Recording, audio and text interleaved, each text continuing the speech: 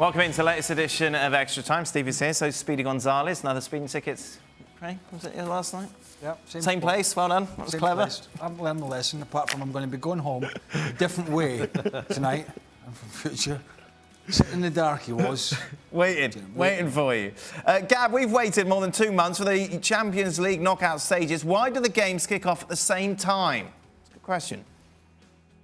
Well, that's kind of the way that they've always done it, and it's always been. Now, I know in the group stages this year they spread them out. Just because they've always done it doesn't make it the right thing to do, does it? Well, they spread them out in the group stages because there are teams from Eastern Europe and for Greece, and so it's less of an issue with them to have them kick off in the earlier time slot, in other words, a 7 o'clock Central European time. But the simple fact of the matter is the vast majority of viewers and the ones and broadcasters who pay a lot of money for them are in Central Europe. And if you're in Central Europe, a 7 o'clock kickoff is simply no good for you because people are coming back from work, because you can't have the build up to it, and because you don't have the same gap between there and the next game. And that's bad for ratings and bad for business. But would 4 hours of prime-time soccer not sell better than just the 2 hours? So if you had that 7 to 11 slot, then surely you could still make the same amount of money. Not really, no, because it's not 7 to 11 if nobody's watching at 7 o'clock. People are watching. They're not there because they're coming back from work. I mean, what kind of logic is that, Dan? I mean, honestly, like you had games in Madrid and in Dortmund today, right? Both those games, one of those two games would have to kick off at 7 o'clock. People have jobs in those countries. They have commitments. They have to eat dinner. You start your pre-game build-up at 6:30. People aren't home to watch that.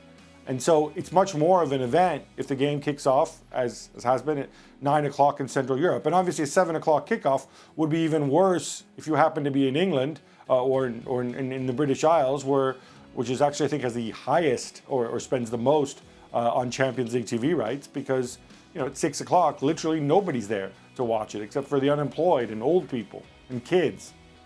You won't Take that. Yeah. Well, I wasn't expecting an argument about it. Well, exactly. You've not made much of an argument. What good would you going to UEFA with your argument? You've just been slapped down by Gab. Well, that's it. But it's weird, though. Like, imagine over here, the NFL playoffs being on at the same time. It doesn't make any sense. They play on Sunday and Saturday. All right, it's different. I'm just people saying, don't work on weekends. Most people don't. It seems very strange that the pinnacle matches in our sport are all played at the same time. Doesn't make any sense. Well, they play at weekends, and Gab just told you. Two questions, right? Two questions. And he's way off with both of them. I don't think I'm off. Way off. Why am I off? Fail to prepare. Why am I off? Prepare to fail. It just doesn't make any sense. Well, Gab's just told you twice why you're off. Well, just because it's happened in the past. Why don't we play them at the weekend? I'll tell you why you're off, because nobody will watch. That's why you're Of off. course they will. Oh, they can't watch if they're not home. What does that mean? People here will be home. Oh, that's all right then. See, me, myself and I. Typical of them. I must admit, watching two games at once isn't ideal. Of course it isn't. No, but it's not. It's not. It's frustrating because anyway. Go on. Yeah. Who had the more disappointing performance, Liverpool or PSG? Oh, Liverpool. Absolutely. Absolutely. I mean, is it a shock that Borussia Dortmund actually beat PSG? It's not a shock. Maybe a little bit of a surprise, maybe, but not a shock. It's a shock that Atleti beat Liverpool. Certainly in the manner as well, because he thoroughly deserved it. Do you agree? Yeah. Was taking Mane off at half-time the right decision when he's clearly the spark for Liverpool's attack?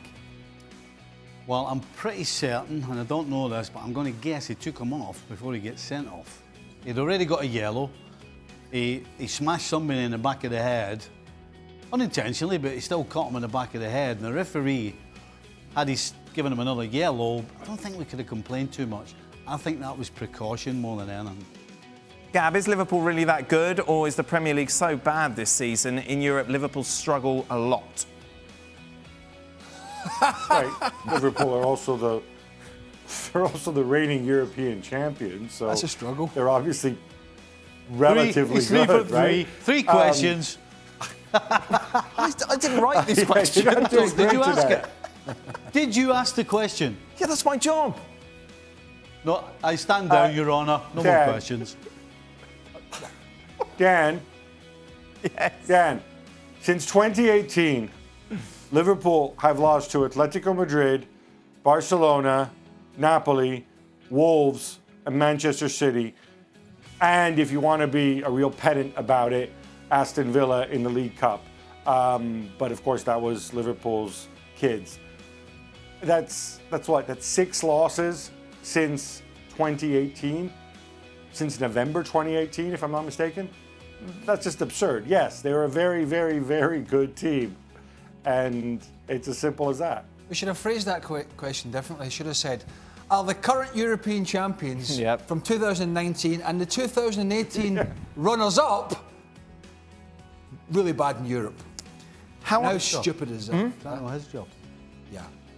You could have. I can't edit the questions. But you could have looked at the question and went, aha! Yes, you can. Utter stupidity. All empowering, Dan. No, I'm not here to put any sort of opinion Tell you what, across. I'll tell you what you're getting Yeah, like. that's all you do. You're getting robotic Yeah, in that's this it. job. That's all. Come in. I'm just a mere I'll tell you puppet. what, you might as well put a cardboard cutout there that's that can perfect. talk. Hey, if they said jump off the roof at ESPN, would you do it? I tell Probably. you what, you've become such a company man, it's scary. That's it. Hey, there's been some incidents where I just need to be a company man. I agree. How on earth did Barcelona miss out on signing Haaland for a mere 20 million euros in the January transfer window, Gab? Hey. Okay, can I say this? It's 20 million euros in theory. It's not really 20 million euros because there was a lot of commission paid on top of that. Anywhere between, depending who you talk to, probably between 15 and 25 million. I've been told just today, actually, that it was 18 million. So that's 38 million, which is a little bit more money than that. On top of that, you had to agree to the contract and to his terms, which involved a buyout clause. On top of that, Haaland and his dad made it very clear that they didn't want to go to a massive club straight away. They wanted, with no disrespect to Dortmund, they didn't want to make the leap to a Barcelona or to a Manchester United. They wanted to go to a club where he could continue growing and developing. And he felt that Borussia Dortmund were that club, partly for their track record with young players, although they got some wrong too over the years, but also because the pressure, I think, involved in playing for Borussia Dortmund, and I say this without any kind of disrespect, isn't the same as the pressure involved in playing for Barcelona or Real Madrid or United or Bayern Munich. It simply is not. Did you play against his dad? Yes. This is when he was at Manchester City. He's a midfielder, yeah. Manchester City, yeah. Can't remember. Leeds. Definitely. Can't remember. Yeah, it was different. Well, Completely different. it was at City when Roy Keane finished his career, wasn't he? Yeah. Yeah. But it's a smart decision, as Gab said. You know, here's a club with a track record, you know, playing Pulisic, playing Brun Larsen, playing Jadon Sancho, Gio Reyna now at 17. It's just a smart move all around to go somewhere you're going to get game time. And by the way, if you were to put a price in his head, where are we now? Less than 2 months after a move. Yeah. I just wonder how much. A lot. A lot. A lot. That is it. Me and Craig will be back tomorrow. Stevie won't be. We will, of course, be looking back at Spurs against Leipzig, plus that other game between Atalanta and Valencia. You're going to ask better questions. No, I'm just going to read the questions. That's all I do. Can't make up the questions, Stevie. I just got to read what's on the paper. Well, thank you very much for watching ESPN on YouTube. For more sports highlights and analysis, be sure to download the ESPN app. And for live streaming, premium content, and let's not forget as well, ESPN FC 7 days a week. Subscribe to ESPN Plus.